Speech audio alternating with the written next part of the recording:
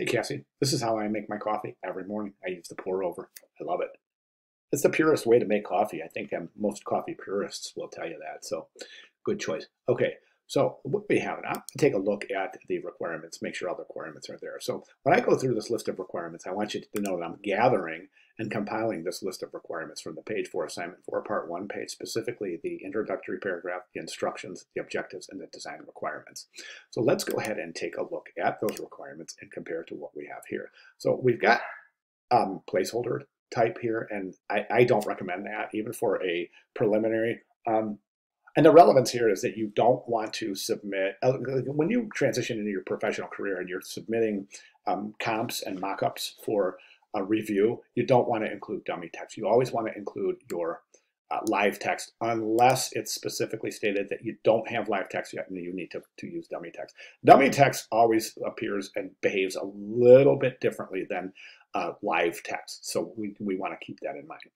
All right, so let's go through these objectives and requirements. The object must be dominant. All right, right now I'm not sure that the object is the pour over. It's this device right here. Is this device the dominant device in the composition? I say no. Right now, visually, the images in this composition, there is no dominance. They all have equal emphasis, being that they're all basically the exact same size. So you want to make sure that the actual pour over device is the dominant image.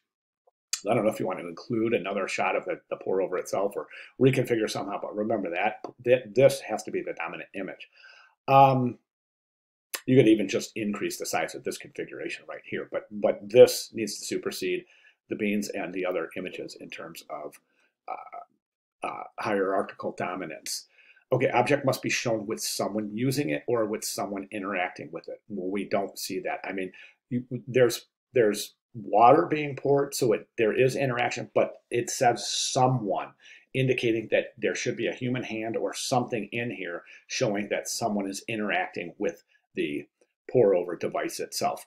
Must show at least 2 components. So you've got the beans and the filter, so that's good. Then we have must include design in everyday life. You've got that down here. Then we have a paragraph of body copy, but we have no captions. Remember, captions are required.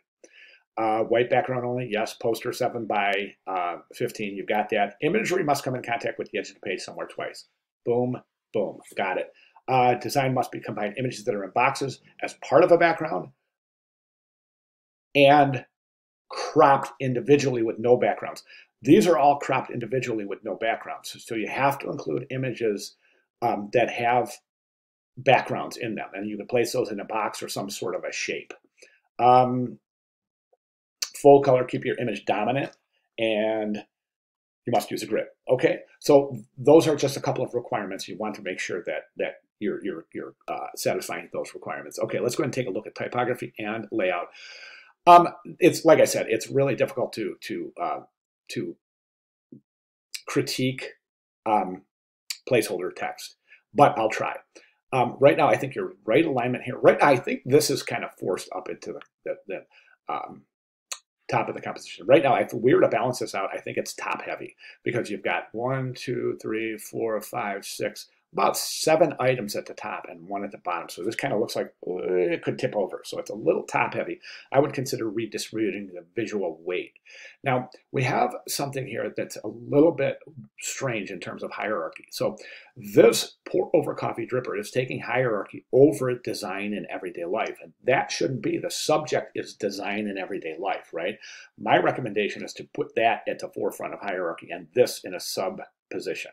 Okay, so this should take hierarchy, meaning that maybe you want to place this up near the top in a larger size and then reduce the size of this and place it elsewhere to preserve that hierarchy.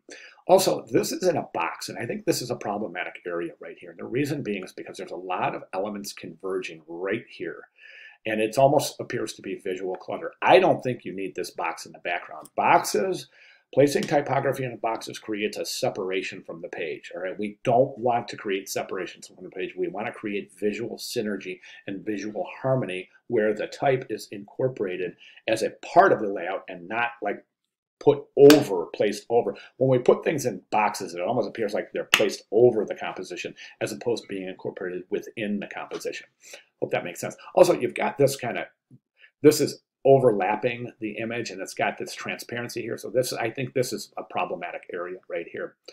As far as the you got the right align, but these rags they're not adjusted. We got this shape right here. You don't want that in your rags. I don't know if you've looked at the course announcements yet, but there's some great ones this week.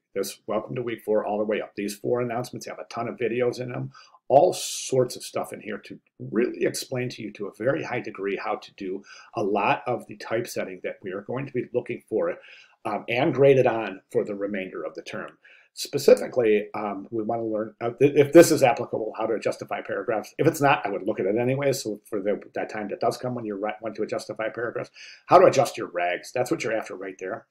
And then this is a great announcement. They're all, you got to look at all of them. I mean, it's going to take you a minute. There's a lot of information here, but it really does set up success for the remainder of the term. Okay, at any rate, these rags have attributes. Even though it's right aligned, left rag, these rags have to be cleaned up. I don't see a benefit of right aligning this. As a matter of fact, I think that this type is kind of jammed up in the corner here. It almost looks like it's confined in an enclosed area, like it's in jail and it can't get out. It's got this border here, and then all this stuff just seems like it's really jammed up there in the corner. And it doesn't have a chance to incorporate itself with the entire composition. So I would recommend repositioning the type. Excuse me. Watch your leading and your kerning. Okay, it seems like the leading here, well, actually the kerning here, yeah, you can definitely watch your rules of kerning both here and here. You've got some really wide gaps between your letters. Like take a look at the wide space. There's just an ocean of space between the V and the E and over. We really want to go in there and watch that individual kerning. Okay, that's about all I have. And I know it's not a complete,